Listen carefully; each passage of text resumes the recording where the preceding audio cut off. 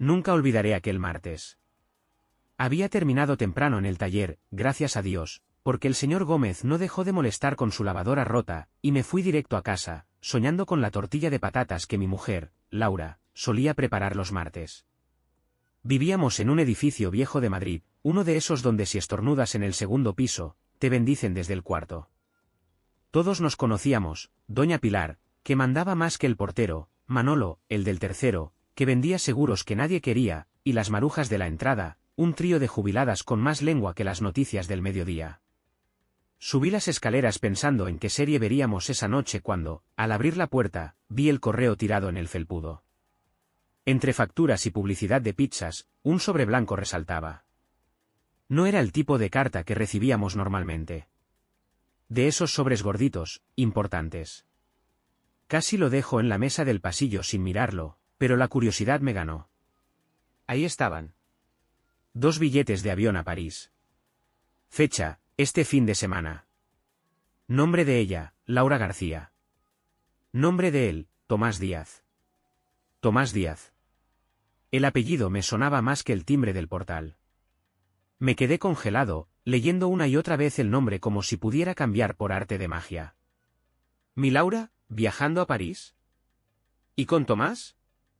Me senté en el sofá, los billetes temblando en mis manos. El silencio de la casa se me hacía enorme. Los niños estaban en el cole, y Laura todavía en la oficina. Teníamos 4 críos, 4. Mateo, Sofía, Andrés y la pequeña Lidia.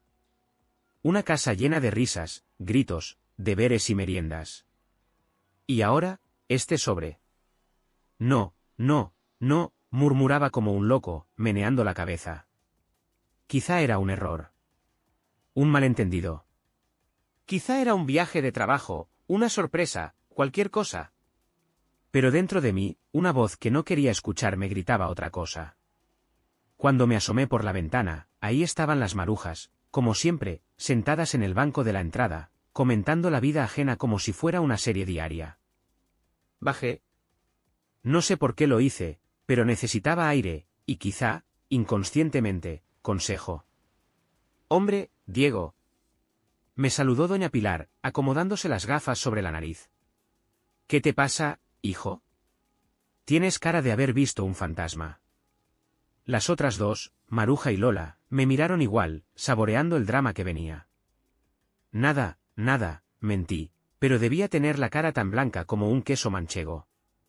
¿Han visto últimamente a Laura? Se miraron entre ellas, conspirativas. Pues, ayer la vimos salir muy arregladita, dijo Lola, haciéndose la desentendida. Muy mona. Pelo suelto, tacones. No era como para ir a trabajar, Pili. ¿Qué va? Exclamó Maruja, emocionada. Parecía que iba a una cita. Yo hasta dije, mira qué bien, la Laura, que se cuida para su Diego. Mi estómago dio una vuelta. ¿Y con quién iba? Pregunté, sabiendo que me iba a doler. Se miraron otra vez, gozando el momento como adolescentes en una fiesta. Pues, la vimos subirse a un coche, el de Tomás, el del bajo B, dijo doña Pilar, con voz grave, como anunciando una sentencia. Sentí que el mundo se me caía encima. Tomás. El simpático Tomás. Un amigo de toda la vida, decía Laura. El que venía a las fiestas de cumpleaños de los niños. El que nos ayudó a montar la estantería del salón. Ese Tomás. ¿Qué pasa, Diego? ¿Te encuentras bien? Preguntó Maruja, con voz de falsa preocupación. Tragué saliva. Me di cuenta de que tenía el sobre apretado en la mano, como si fuera una bomba a punto de estallar. Nada, dije. Me voy a dar una vuelta. Me alejé, sintiendo sus miradas clavadas en la espalda como cuchillos de cocina. Caminé sin rumbo por las calles estrechas del barrio. Las terrazas llenas de gente, los niños jugando al fútbol en la acera. Todo seguía igual, como si mi mundo no se estuviera viniendo abajo. ¿Y ahora qué hacía? Mi primera idea fue enfrentarla directamente. Llegar a la oficina, tirarle los billetes en la cara y preguntarle a gritos qué significaba todo esto. Pero algo en mí, una mezcla de orgullo y dolor, me detuvo. No, No podía actuar sin estar seguro. Quizá, solo quizá, las marujas estaban exagerando. Quizá era todo una coincidencia. Y justo en ese momento, sonó mi teléfono. Era Manolo, el del tercero. «Diego, ¿qué haces?», dijo sin saludar. «¿Qué me ha dicho Pili que tienes mala cara?» «¿Todo bien?». Le conté, a medias, lo de los billetes. Manolo, que era el típico que se creía detective por ver series de crímenes, se emocionó. «Escucha, escucha», dijo, bajando la voz como si estuviéramos tramando un golpe maestro. «Hay que espiarla. Cámara, seguimiento, pruebas. Como en las pelis». «¿Espiarla?», repetí, sin creer lo que escuchaba. «Claro, hombre. Hay que cogerla con las manos en la masa». «Y yo te ayudo». Me llevé la mano a la frente. Ya me veía, escondido en un portal, cámara en mano, acompañado de Manolo, metiendo la pata hasta el fondo. Pero en el fondo, sabía que tenía razón. Necesitaba la verdad. Como fuera. Y así, sin saberlo, estaba a punto de meterme en el lío más grande de mi vida. No sé si fue el golpe de los billetes o el calor de agosto, pero esa misma tarde me vi arrastrado al bar de la esquina con Manolo y las marujas, planeando una operación de espionaje como si fuéramos agentes secretos de película. Manolo sacó una servilleta y empezó a dibujar un croquis del edificio con su bolígrafo de propaganda. «Mira, Diego», dijo, señalando emocionado, «tú te pones aquí, en la ventana del cuarto piso. Pili y Maruja vigilan desde el portal. Y yo», hizo una pausa dramática, «yo sigo a Tomás si sale con Laura». «¿No sería mejor hablar directamente con Laura?», pregunté, aún aferrándome a un hilo de dignidad. «No», gritaron todos al unísono, como si acabara de proponer un crimen. «Eso arruinaría la operación», dijo Lola, mientras daba un sorbo a su café. «Primero recolectamos pruebas. Luego, zas. Le caes con todo». Miré a mi alrededor. ¿Cómo había terminado aquí? Hace 2 días estaba feliz, pensando en la tortilla de patatas. Ahora estaba tramando una emboscada como en Aquí no hay quien viva. Suspiré. «Vale», dije al fin, vencido. «Pero no hagamos tonterías». Spoiler, hicimos todas las tonterías posibles.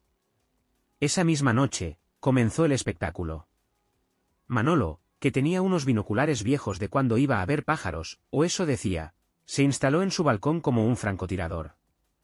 Las marujas se sentaron en el banco de siempre, armadas con mantas y termo de café, como si fueran a pasar la noche.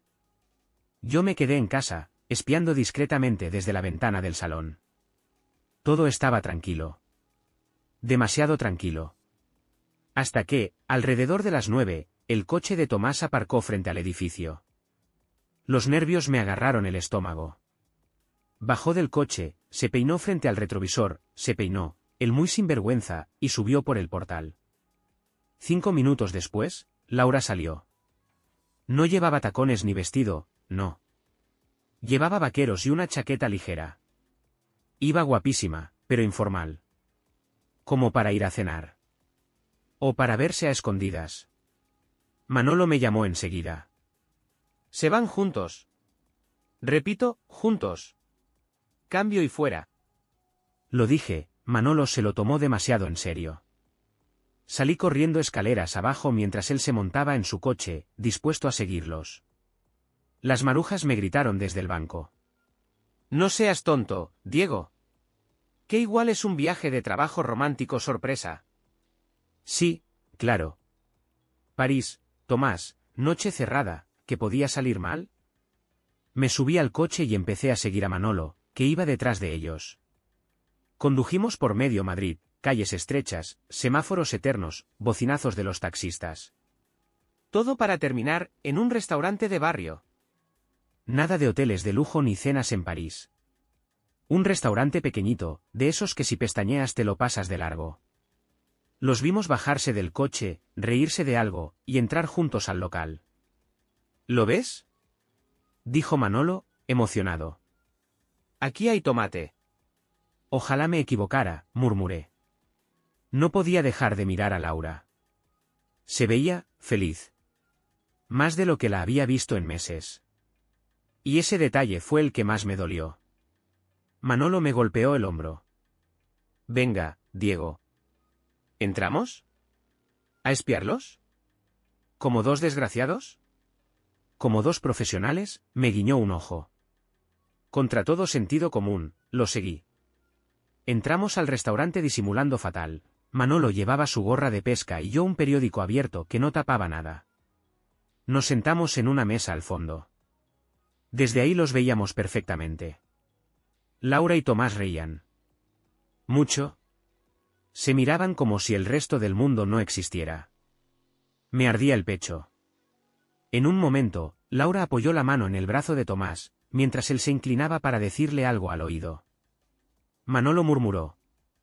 Esto no pinta bien, colega. No, no pintaba bien. Pintaba horrible. Justo cuando pensaba que no podía ir peor, vi algo que me dejó helado. Laura sacó un sobre de su bolso. No podía verlo bien, pero reconocí el logo. Era el mismo sobre que había encontrado en casa. El de los billetes. Le sonrió a Tomás mientras él lo guardaba en su chaqueta, como si fuera un tesoro. Mi corazón latía tan fuerte que me costaba respirar. Diego, dijo Manolo, apretándome el brazo. Hay que hacer algo. Y justo entonces, mi móvil vibró. Era un mensaje. De Laura. Amor, llegaré un poco tarde. Estoy en una reunión con unos compañeros del trabajo. No me esperes despierto. Me quedé mirando la pantalla como un idiota, sintiendo que todo en mi interior se rompía en 1000 pedazos. Manolo se levantó de la silla, furioso. Esto no puede quedar así. Yo no podía moverme. Laura. Mi Laura. ¿Mentía? Con una sonrisa en la cara. Con el mismo cariño que me daba cada día. Mentía como si no le costara nada. Esa noche, volví a casa solo. Sin decirle nada a Manolo. Sin enfrentarla. Solo me senté en el borde de la cama, mirando la oscuridad, preguntándome en qué momento todo se había torcido tanto. Y sin saber que lo peor, todavía estaba por venir. A la mañana siguiente, me desperté con la cabeza embotada, como si hubiera pasado la noche bebiendo, aunque no había probado ni una gota de alcohol. El mensaje de Laura seguía ahí, en el móvil, como una herida abierta, no me esperes despierto. Mentira. Una mentira envuelta en un corazoncito rojo. Me quedé mirando el techo, con el corazón pesado. ¿Qué debía hacer? ¿Confrontarla? ¿Pedir explicaciones? ¿Llorar como un crío? No tenía respuestas. Solo preguntas que me machacaban el alma. Cuando bajé a por el pan, ya me estaban esperando. Manolo, las marujas y hasta el portero, Jesús, que hasta ese día solo había abierto la boca para decir, «Buenos días y ascensor, por favor». Se habían montado una especie de gabinete de crisis en el portal. «Diego, tienes que actuar», dijo Manolo, dándome una palmada tan fuerte que casi me manda de nuevo al piso de arriba. «Esto no se puede dejar pasar», exclamó doña Pilar, indignada, como si la traición le hubiera pasado a ella. «Hay que montar una emboscada», propuso Lola, abanicándose como si el drama le diera calor. ¿Emboscada?, pregunté, sin fuerzas ni para sorprenderme. Sí. Asintieron todos al unísono. Según su brillante plan, nótese la ironía, yo debía hacerme el tonto.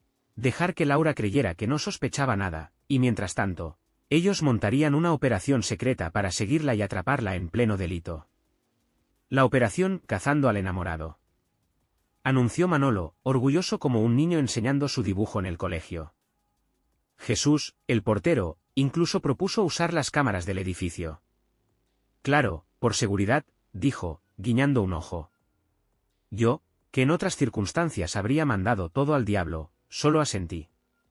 No porque creyera en el plan, sino porque estaba demasiado roto para pensar en otra cosa. Esa noche fingí normalidad. Laura llegó tarde, como había dicho en su mensaje.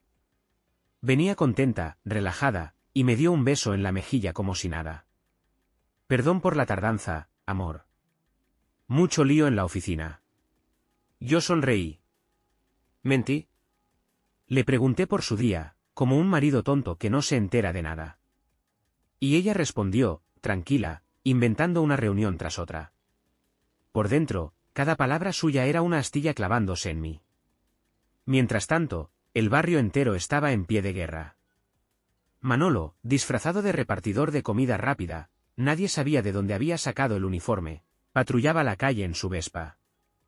Las marujas, sentadas en el banco, tejían, sí, tejían, como si fuera lo más normal del mundo, pero con los ojos más atentos que un halcón. Jesús controlaba las cámaras desde su garita. Y yo esperaba.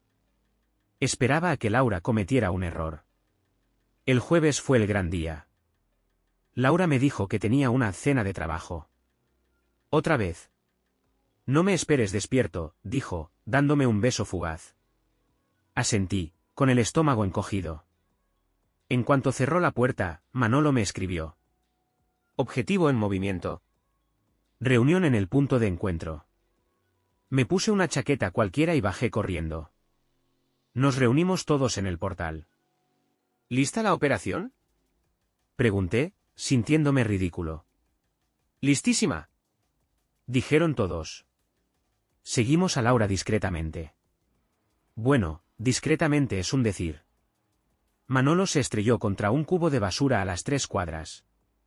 Doña Pilar casi se cae intentando cruzar la calle corriendo detrás de nosotros. Jesús, que nunca había salido de la garita en 20 años, jadeaba como si hubiera corrido una maratón. Pero, milagrosamente, conseguimos seguirla.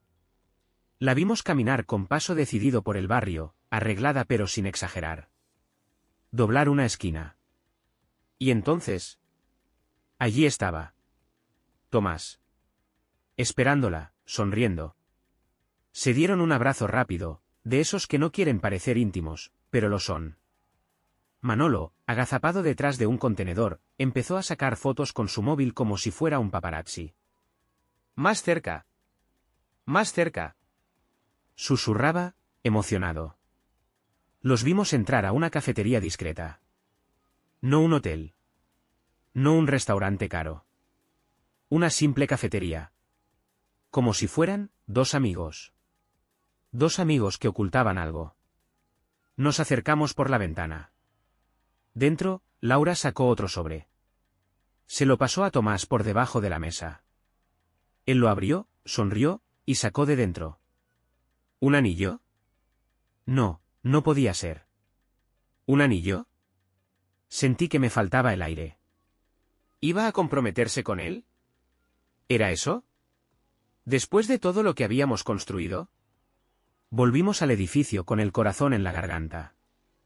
Manolo editó las fotos en su casa. Jesús se encargó de hacer copias. Las marujas prepararon café para todos. Parecía que habíamos ganado una batalla en la Segunda Guerra Mundial. Pero yo solo quería desaparecer. La imagen de Laura entregándole ese anillo a Tomás no me dejaba en paz. Y por primera vez en toda esta locura, supe lo que tenía que hacer. Tenía que enfrentarla. Con todo. Con la verdad. Con lo que doliera. El viernes sería el cumpleaños de la pequeña Lidia. Todos los vecinos estaban invitados. Y allí, delante de todos, pensaba preguntarle a Laura. Mirándola a los ojos. ¿Quién era Tomás? ¿Y qué diablos estaba pasando entre ellos? Fuera cual fuera la respuesta, sabía que mi vida iba a cambiar para siempre. El viernes amaneció soleado. De esos días que en cualquier otra ocasión habrían prometido risas, tarta y abrazos. Pero no para mí.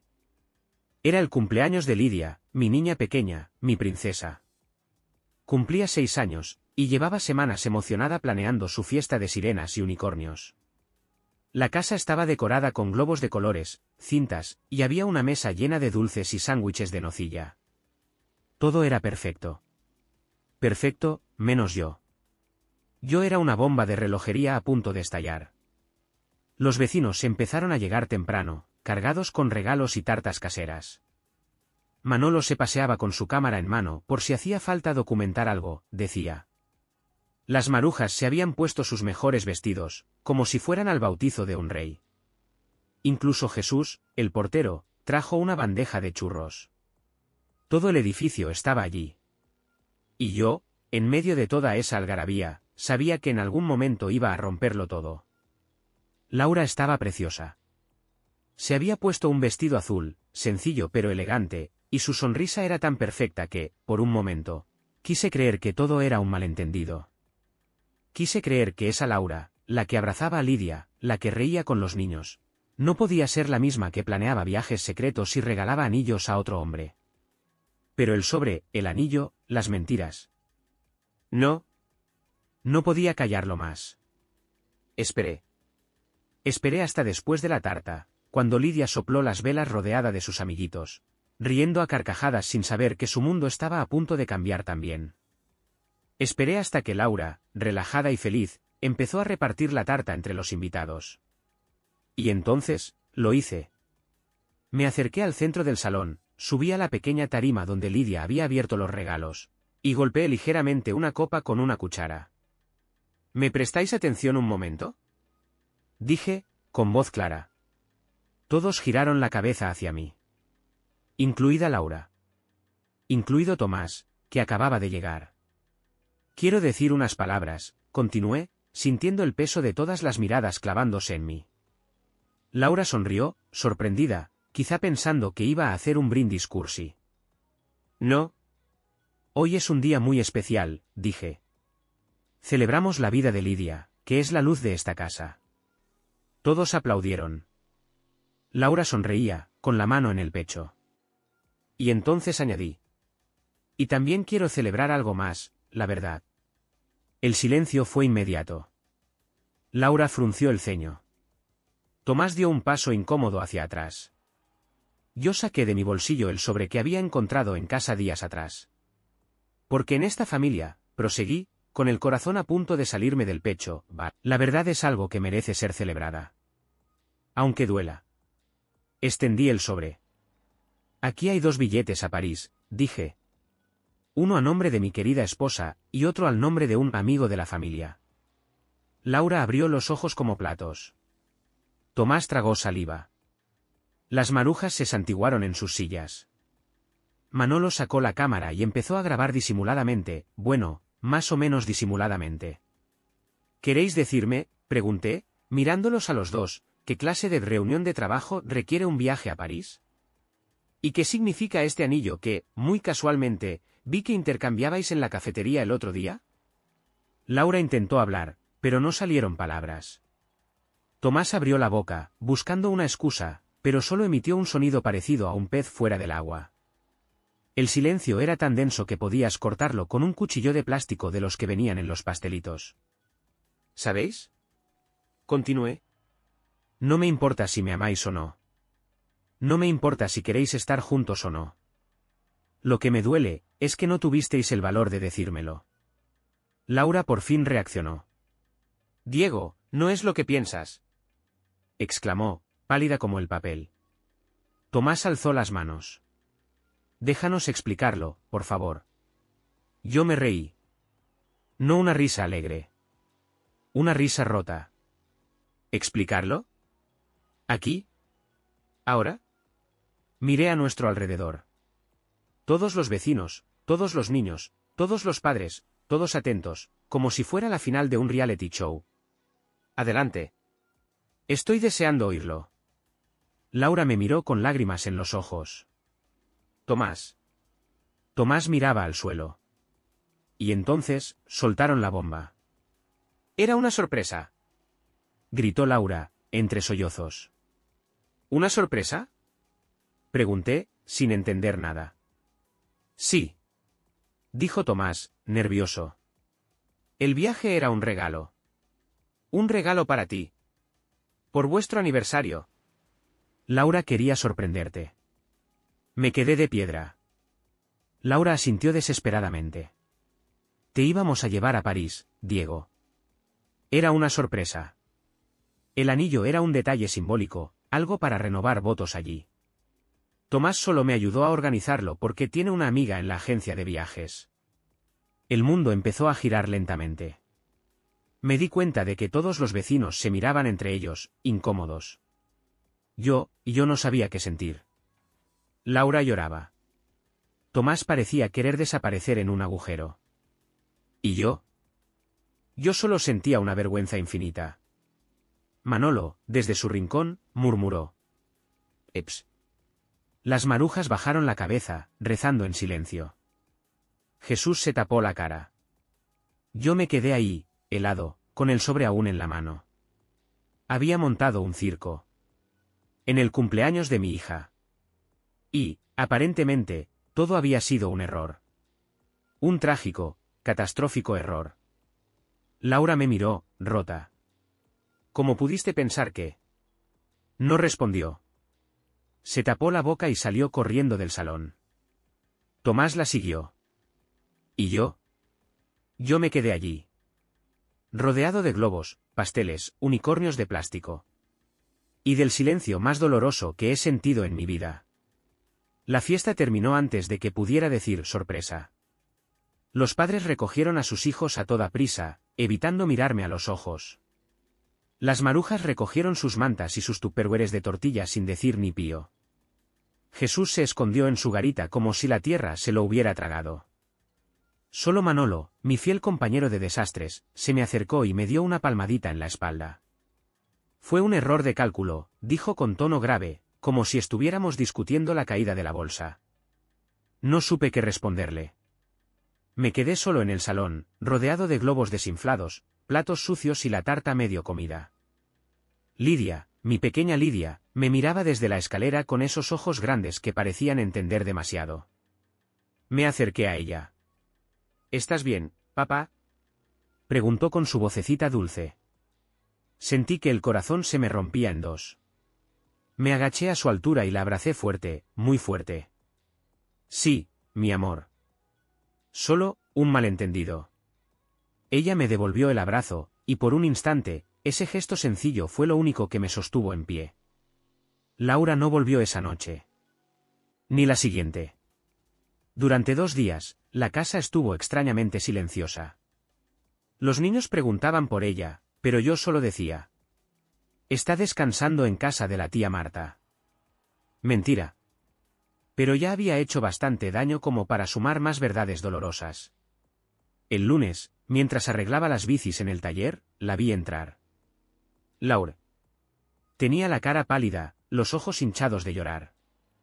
Me quedé quieto, con las manos manchadas de grasa, sin saber qué hacer. Ella se acercó despacio. «¿Podemos hablar?», preguntó en un hilo de voz. Asentí. Fuimos a sentarnos en un banco al lado del taller, bajo la sombra de un árbol que parecía tan cansado como nosotros. Durante un rato, ninguno de los dos habló. Solo escuchábamos el ruido lejano de la ciudad y el viento moviendo las hojas. Finalmente, ella rompió el silencio. «No sé si alguna vez podré perdonarte del todo», dijo, mirándome con los ojos brillantes. Me dolió. Pero no podía culparla. «Lo sé», respondí. «Yo solo quería sorprenderte». Pensé que después de todo lo que habíamos pasado, nos vendría bien algo especial. Algo solo para nosotros. Sentí un nudo en la garganta.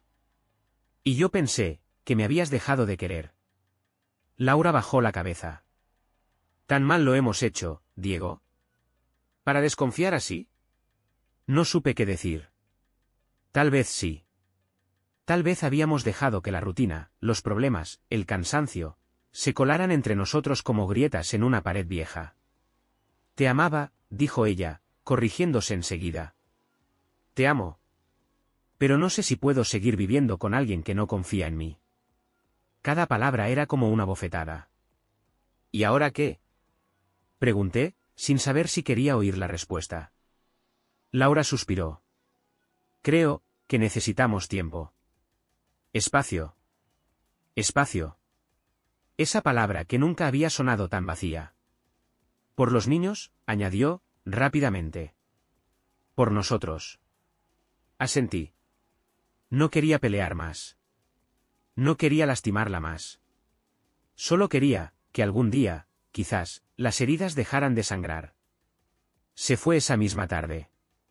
Volvió a casa, empacó algunas cosas y se marchó a casa de su hermana. Lidia lloró. Sofía se encerró en su cuarto.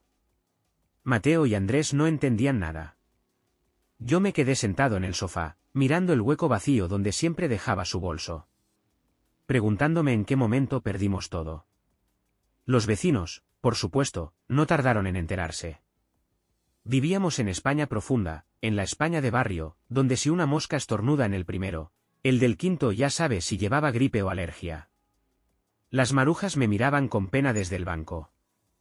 Jesús me saludaba a medias, incómodo. Hasta Manolo, que solía ser el alma del edificio, caminaba cabizbajo. Me habían dejado solo. Bueno, casi solo. Una tarde, mientras barría la acera del portal, Maruja se me acercó. Hijo, dijo, apoyando una mano en mi hombro. Todos cometemos errores. Pero no todos tienen el valor de enfrentarlos. La miré, sorprendido. ¿Tú crees que tiene solución? Pregunté, con un hilo de esperanza. Maruja sonrió, de esas sonrisas viejas, ¿sabías?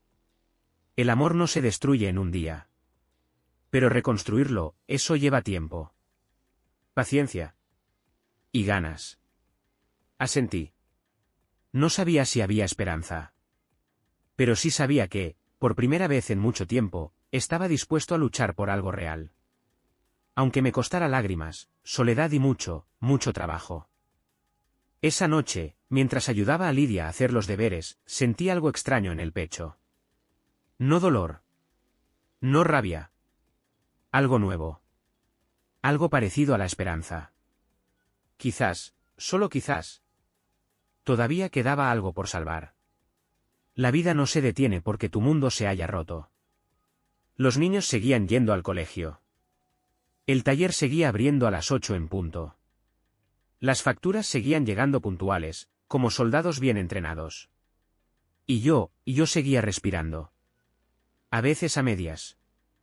A veces con esfuerzo. Pero seguía. El primer fin de semana sin Laura fue el más duro. Todo en la casa me recordaba a ella, su taza favorita, su perfume en el armario, el hueco vacío en la cama. Los niños intentaban actuar con normalidad, pero los veía más callados, más frágiles. Así que decidí que, si no podía arreglar todo de golpe, al menos podía empezar por algo pequeño. ¿Qué os parece si vamos al parque? Propuse un sábado por la mañana. Las caras de los 4 se iluminaron. No era París, no era un gran plan, pero era algo. Y algo, en aquel momento, era todo. Pasamos la mañana entre columpios, bocadillos y carreras por la hierba. Por primera vez en días, los niños reían de verdad. Y yo sonreía también. No porque todo estuviera bien, sino porque ellos merecían verlo así, luchando, no hundido. Cuando volvimos al edificio, nos encontramos con el comité de bienvenida habitual. Las marujas estaban en su banco, como siempre. Doña Pilar me llamó con un gesto. ¿Cómo estás, Diego? Preguntó, con esa mezcla de curiosidad y ternura tan suya. Bien, sobreviviendo, respondí, con una sonrisa cansada. Eso es lo que hay que hacer, dijo ella, asintiendo con gravedad. Sobrevivir primero. Y luego vivir. No supe qué contestar, pero sus palabras se me quedaron clavadas en algún rincón del alma. Esa noche, ya en casa, mientras los niños veían una película, sonó el timbre. Era Manolo. ¿Te apetece una cerveza? Preguntó, levantando 2 botellines. Asentí. Subió, y nos sentamos en el balcón, mirando las luces de la ciudad. No hablamos mucho. No hacía falta. A veces, el simple hecho de tener a alguien al lado basta. Siento lo del otro día, dijo, finalmente. Me dejé llevar. No pensé que las cosas se nos fueran de las manos. Yo tampoco pensé, admití. Supuse lo peor. No confié en ella. Bueno, Manolo suspiró. A veces, cuando uno tiene miedo de perderlo todo, ve fantasmas hasta en su propia sombra. Bebimos en silencio. ¿Y ahora qué vas a hacer? Preguntó. Me encogí de hombros. No lo sé. No quiero presionar a Laura. Ni tampoco quiero vivir de rodillas pidiéndole perdón cada día. Si podemos arreglarlo, bien. Si no... Hice una pausa, pues, también aprenderé a vivir con eso. Manolo asintió, serio. Eso, tío. Lo importante es que sigas siendo tú. Le di un sorbo a la cerveza. Por primera vez en mucho tiempo, no me supo amarga. Los días fueron pasando. Laura venía a ver a los niños. Algunas veces nos cruzábamos, intercambiábamos palabras cortas, tensas, como dos desconocidos educados. Cada encuentro era un pequeño martirio. Pero también una oportunidad. Un día, sin planearlo, nos sentamos en el sofá mientras Lidia jugaba en su habitación. ¿Cómo estás?, preguntó Laura. Mejor, dije con sinceridad. Ella asintió.